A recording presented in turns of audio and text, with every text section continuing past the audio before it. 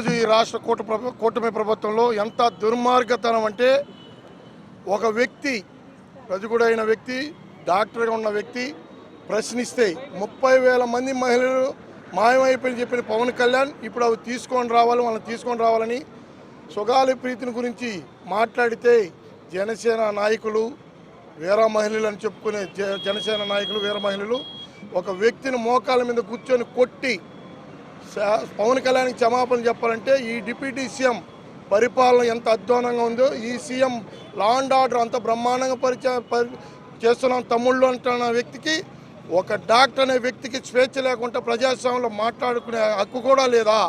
మాట్లాడితే మోకాల మీద కూర్చొని పెట్టి చిత్రహింసలు పెట్టి పవన్ కళ్యాణ్కి క్షమాపణ చెప్పడం అంటే, ఇక్కడ చంద్రబాబు నాయుడు గారు, బీజేపీ మాధవ్ గారు, పవన్ కళ్యాణ్ ముగ్గురు బేషత్తుకు వచ్చి ఆ డాక్టర్ గారికి రాష్ట్ర ప్రజలకు ఇమీడియట్గా క్షమాపణ చెప్పాలి. లేని పక్షంలో తీవ్రంగా వైఎస్ఆర్సీపీ తరఫున ప్రతిఘటిస్తాం. ఎక్కడికక్కడ మీ సమాధానానికి జవాబు చెప్పేదానికి మేము సిద్ధంగా ఉంటాం. కాబట్టి ఇప్పటికైనా పవన్ కళ్యాణ్ కళ్ళు తెరిచి 6 నెలలకో సంవత్సరానికి విజిట్ ప్రొఫెసర్ లాగా వచ్చి స్పెషల్ ఫ్లైట్లో తిరిగేసి నీ ప్యాకేజ్ నువ్వు తీసుకునేసి ఇక్కడ రాష్ట్రంలో లా అండ్ ఆర్డర్ పూర్తిగా దెబ్బతినేస్తూ ఉండాలి. నీ మహిళలు వీర సైనికులందరూ తీవ్రవాదులాగా ఉన్మాదులాగా ఈ రాష్ట్రంలో పెచ్చిమేరిపోతున్నారు. ఇది రాష్ట్ర ప్రభుత్వం గమనిస్తూ ఉన్నారు. తగిన సమయంలో తగిన బుద్ధితో అయితే ఖచ్చితంగా చెప్తారు. ఆ డాక్టర్ గారికి ఇప్పటికైనా ఆయన ఒక బీసీ వ్యక్తిగా అని కూడా మాది బీసీ పార్టీ అని చెప్పుకునే వ్యక్తి బీసీలకు కూడా అన్యాయం చేస్తున్నారు, ఎస్సీలకు అన్యాయం చేస్తున్నారు. ఏ సామాజికమైన అన్యాయం చేసే పార్టీ కూటమి పార్టీ కాబట్టి దీన్ని తీవ్రంగా వ్యతిరేకిస్తున్న వైఎస్ఆర్సీపీ. ఆర్ఎంపీ గిరి గారు కొట్టినారు జనసేన మూకులు వాళ్ళు. ఇప్పుడు 30,000 మంది ఎక్కడ పవన్ కళ్యాణ్ గారు? ఈ 30,000 మందిని తెప్పించండి. ఇప్పుడు మీ అధికారమే కదా. లేకపోతే సిబిఐ కేసు పవన్ కళ్యాణ్ గారి మీద కేసు పెట్టాలి ఖచ్చితంగా. ఇప్పుడు ఆ 30,000 మందిని తెప్పించాలా? ఎందుకు కొడతారు? ఒక రజకుణ్ణి కొడతారా? ఎలా కొడతారు మీరు? మీ పార్టీ ఎందుకంటే ఒక దౌర్జన్యాలు ఎక్కువ, దూకుడు ఎక్కువ. మీ అధికారం ఉందని ఇలాగ కొట్టకూడదు. ఒక రజకుడిని పట్టుకొని కొడతారా? బీసీలుగా ఇప్పుడు ఆ రజకుడుకు మీరు పవన్ కళ్యాణ్ గారు మీకు క్షమాపణ చెప్పాలా? మీ జన సైనికులు కొట్టారు వాళ్ళను. మీరు క్షమాపణ చెప్పకపోతే మేము విజృంభిస్తాం. 30,000 మంది మహిళలను మాత్రము మీరు తక్షణమే తేవాలా, లేకపోతే మీ మీదనే మేము కేసు పెడతాం, సిబిఐ కేసు. పవన్ కళ్యాణ్ గారు తెగ ఊగినారు. అప్పుడు ఊగినారే, ఆ ఊగుడు ఎక్కడ? ఇప్పుడు వస్తారు, ఫ్లైట్లో వస్తారు, మీరు ఏదో కార్యక్రమాలు చేస్తారు. ఒక్కటన్నా మీ కార్యక్రమంలో ఒక్కటన్నా నెరవేర్చారా? ఒక పథకం నెరవేర్చకుండా అన్ని పథకాలు నెరవేర్చా సూపర్ హిట్ అంట. సిగ్గు లేదా మీకు చెప్పడానికి? కూటమి ప్రభుత్వానికి చెప్పడానికే మీరు సిగ్గులేని ప్రభుత్వం, మీరు దౌర్భాగ్యమైన ప్రభుత్వం, మీరు దొంగ ప్రభుత్వం అని మేము అంటాం. ఈరోజు కూటమి ప్రభుత్వం ఏర్పడిన తర్వాత వరుసగా బీసీల మీద దాడులు ఎక్కువైపోయినాయి. గతంలో చూసినట్లయితే జడ్పీ చైర్మన్ ఆమె ఒక బీసీ మహిళ ఆయన కూడా చూడకుండా వాళ్ళ మీద దాడి చేశారు. మొన్న పొద్దుటూరుకి సంబంధించినటువంటి బీసీ నాయకుడు రమేష్ యాదవ్ గారి మీద దాడి చేశారు. ఈరోజు అంటే కూటమి ప్రభుత్వం పవన్ కళ్యాణ్ గారు ఏదైతే చెప్పారో దాని గురించి ఎవరు ప్రశ్నించినా వాళ్ళ మీద దాడులు చేస్తామని చెప్పకనే చెప్తున్నాం. ఈరోజు మేము కూడా ప్రశ్నిస్తున్నాం. మేమే కాదు, ఈ రాష్ట్రంలో ఉన్న బీసీ వర్గాలన్నీ కూడా ప్రశ్నిస్తున్నాయి. మీరు చెప్తున్నారు అధికారంలోకి వచ్చిన వెంటనే సుగాలి ప్రీతి కేసుని మేము న్యాయం చేస్తామని. మరి దానికి న్యాయం చేశారా?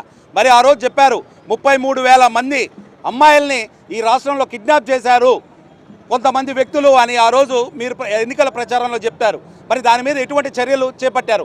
ఈరోజు మేము ఈ ప్రశ్నని ఈ రాష్ట్రంలో ఉన్న బీసీ వ్యక్తులుగా మేము అడుగుతున్నాం. రేపు మా మీద కూడా దాడి చేస్తారా? ఇలా ఎంతమంది మీద మీరు దాడి చేయడానికి సిద్ధంగా ఉన్నారు?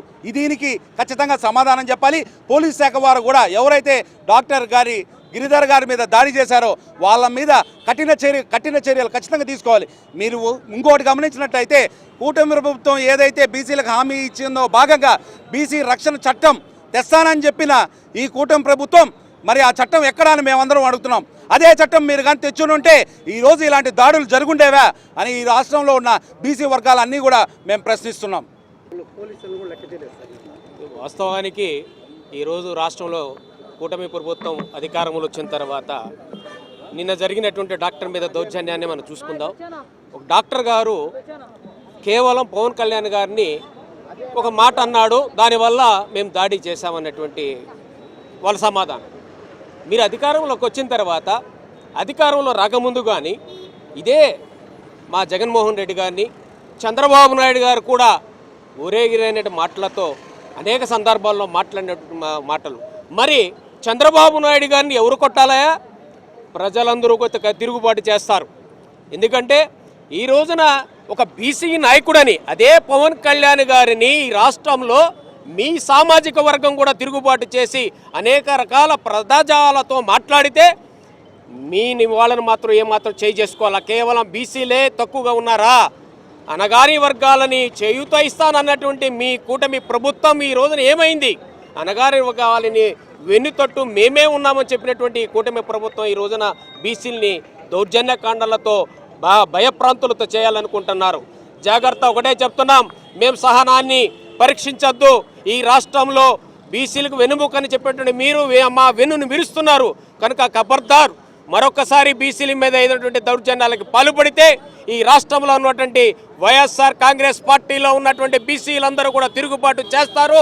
మిమ్మల్ని ఎక్కడా కూడా తిరగనీయకుండా చేస్తామని కూడా ఖబర్దారని ఈ సందర్భంగా తెలియజేస్తున్నారు. ఎలక్షన్ల ముందు పవన్ కళ్యాణ్ గారు మీరు సుగాలి ప్రీతి కేసు కంపల్సరీ సిబిఐకి ఇవ్వాలని చెప్పి కోరారు. మీరు గవర్నమెంట్లోకి వచ్చిన వెంటనే సుగాలి ప్రీతి గారికి న్యాయం చేస్తానని చెప్పి ఊకదంపుడు ఉపన్యాసాలు ఇచ్చి ప్రతి ఎలక్షన్లోనూ చెప్పారు. వాళ్ళ ఇంటికి వెళ్ళారు, వాళ్ళని ఓదార్చారు, సినిమా లెవెల్లో అక్కడ ఒక సినిమా చూపించారు. రాష్ట్ర ప్రజలకు కూడా ఇక్కడ ఏదో జరిగిపోతుందని చెప్పి భ్రమ కల్పించారు. 33,000 మంది మహిళలు ఈ రాష్ట్రంలో మిస్ అయ్యారన్నారు. ముగ్గురినంటే ముగ్గురిని తేగలిగినారా మీరు? ఎందుకు తేలేకపోయినారు? సిబిఐ కేసు ఎందుకు ఇవ్వలేకపోయినారు? మొదట వాళ్ళ మీద కాదు ఎంక్వైరీ జరగాల్సింది. అనవసరమైన తప్పుడు ఆరోపణలు చేసి ప్రజల మీద తప్పుదారి పట్టించిన మీ మీద సిబిఐ ఎంక్వైరీ చేయాలా? సరే, జరిగింది. సుగాలి ప్రీతికి మా గవర్నమెంట్ వచ్చిన మరుక్షణమే మేము సుగాలి ప్రీతికి న్యాయం చేస్తామన్నారు కదా. మీ గవర్నమెంట్ వచ్చింది దగ్గర 1.5 సంవత్సరం కావస్తుంది. ఈ 1.5 సంవత్సరంలో ఏ గుడ్డి గుర్రానికి పళ్ళు దోముతున్నారు మీరు, చంద్రబాబు నాయుడు గారు, కూటమి ప్రభుత్వం? ఎందుకు న్యాయం చేయలేకపోతున్నారు మీరు? న్యాయం చేయకపోగా న్యాయం కోసం అడిగిన ఒక రజక సోదరుడిని, వెనకబడిన కులాల వ్యక్తిని మోకాళ్ళ మీద కూర్చోబెట్టి క్షమాపణలు చెప్పిస్తారు మీ పార్టీ వాళ్ళు. అయినా కూడా ఈ రోజు కూడా హోంమంత్రి గారు ఏ నిర్ణయం తీసుకోలేదు, వాళ్ళ మీద ఏ చర్య తీసుకోలేదు. అతను ఒక డాక్టర్ అయినా కూడా మీరు తీసుకోలేదు. ఓకే, తీసుకోలేదు. ఏం చేయదలుచుకున్నారు మీరు? ఈ రాష్ట్రాన్ని ఏం చేయదలుచుకున్నారు? ఈ ప్రజల్ని ఏం చేయదలుచుకున్నారు? సరే, ఇంతవరకు వచ్చింది కదా, మీరు ఈ రోజు కూడా ఏ సమాధానం చెప్పకపోతే ఎలా? తప్పకుండా ఈ విషయం మీద మీరు మాట్లాడాలా, చంద్రబాబు నాయుడు గారు మాట్లాడాలా. రజక సోదరులకే కాదు 136 బీసీ కులాలకి మీరు క్షమాపణలు చెప్పాలా. ఎలక్షన్ల ముందు ప్రతి ఒక్కరూ చంద్రబాబు నాయుడు గారు మా పార్టీ బీసీకి వెన్నుముక మా పార్టీ అంటారు. మీరు ప్రతి సందర్భంలోనూ బీసీలని అనగదొక్కుతున్నారు.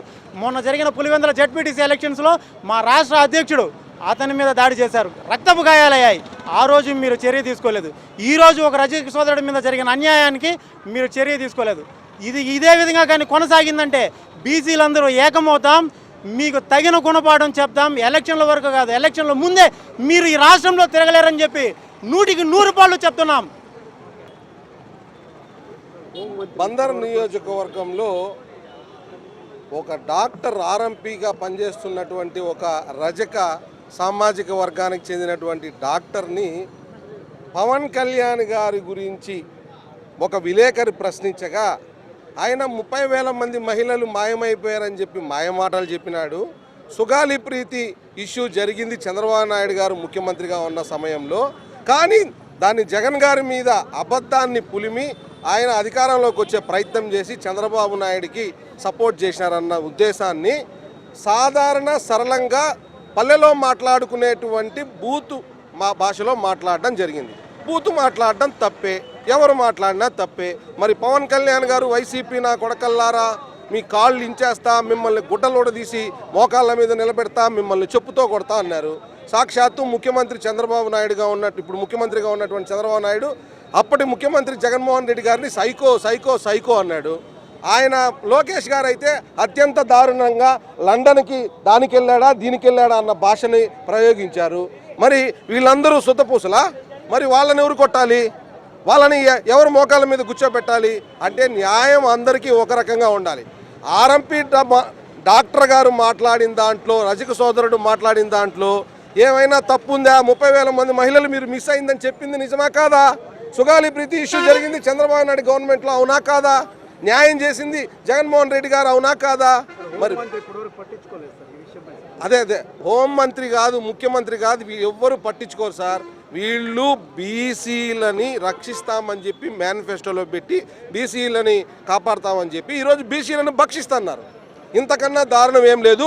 ఇది ఖచ్చితంగా ప్రతి బీసీ సోదరుల్లోనూ ఈ అంశం రగులుతుంది. అందరూ ఖచ్చితంగా ఏకోన్ముఖంగా కూటమి ప్రభుత్వాన్ని దించేంత వరకు ఏ బీసీ కూడా నిద్రపోడనే విషయాన్ని మేము ఈ కూటమి ప్రభుత్వానికి హెచ్చరిస్తున్నాం. ఏదైతే బందరులో రజకీకి సంబంధించినటువంటి డాక్టర్ గారిని హీనంగా ఆయన్ని కొట్టి దౌర్జన్యం చేసి మోకాల మీద నిలబెట్టి క్షమాపణ చెప్పించేటువంటి దుర్మార్గ ప్రభుత్వం ఈరోజు వచ్చింది. ఈరోజు ఉండేటువంటి కూటమి ప్రభుత్వంలో చంద్రబాబు నాయుడు గారు కానివ్వండి, పవన్ కళ్యాణ్ కానివ్వండి, ఊకదంపుడు ఎలక్షన్ ముందు ఊకదంపుడు దంపారు. ఏమని? మేము బీసీల కోసమే పనిచేస్తున్నాం, ఏదైతే అణగారి వర్గాలు ఉన్నాయో అణగారి వర్ణాలకి మేలు చేస్తామని చెప్పుకునేటువంటి ఈ కూటమి ప్రభుత్వం ఈరోజు ఆ బీసీల పట్ల ఏ విధంగా వ్యవహరిస్తారు అనేది కూడా ప్రజలందరూ చూస్తూ ఉంటారు. ఒకటి గుర్తుపెట్టుకోండి, మీరు ముఖ్యమంత్రి కావడానికి ఏ అయితే బీసీ కులాల మీద మీరు ఆధారపడి వాళ్లకు మీరు అబద్ధాలు చెప్పి మీ మీడియాల ద్వారా అన్నీ హైప్ చేపించేసి మీరు చేపించిన దోపిడీ ఈరోజు ప్రజలందరికీ తెలుసు. మీరు ఈ విధంగా బీసీలకినా వెంటపడి వాళ్ళని విమర్శిస్తూ వాళ్ళని అవమానపరుస్తూ వాళ్ళని ఎట్టంటే మాట్లాడే స్థితి ఈరోజు ప్రతి ఒక్క బీసీ గమనిస్తున్నారు. మిమ్మల్ని భర్తం పట్టే రోజు దగ్గరలో ఉంది. ఇక్కడ ఉండేటువంటి రాష్ట్రంగా వ్యాప్తంగా ఉండేటువంటి బీసీ సంఘాలన్నీ కూడా ఏకం చేసి ఆయనకు న్యాయం జరిగేంత వరకు కూడా మేము పోరాటం జరుగుతాం. ఈరోజు మరీ ఈ కూటమి ప్రభుత్వం వచ్చిన తర్వాత పోలీసు తీరు ఎలా ఉందంటే కనీసం పోలీసులు కూడా వాళ్ళకు జవాబు చెప్పేటువంటి ఇదిగిపోలే. ఎందుకు? వచ్చినటువంటి కూటమి ప్రభుత్వంలో ఉండేటువంటి అన్ని పార్టీలు, ఇప్పుడు జనసేన కావనండి, జనసేన నాయకులు ఈరోజు పోలీసుల మీద తిరగబడే రోజు వచ్చింది. అంటే ఈ గవర్నమెంట్ ఎలా ఉంది? మీరు ఎవరైనా సరే ఎదిరిస్తే ఏ పార్టీకి సంబంధించి వైఎస్ఆర్ కాంగ్రెస్ పార్టీ కార్యకర్తల్ని విమర్శించడమే వీళ్ళ మార్గంగా, వీళ్ళ దారిగా ఎంచుకొని వీళ్ళందరినీ బాధించడం తప్పు.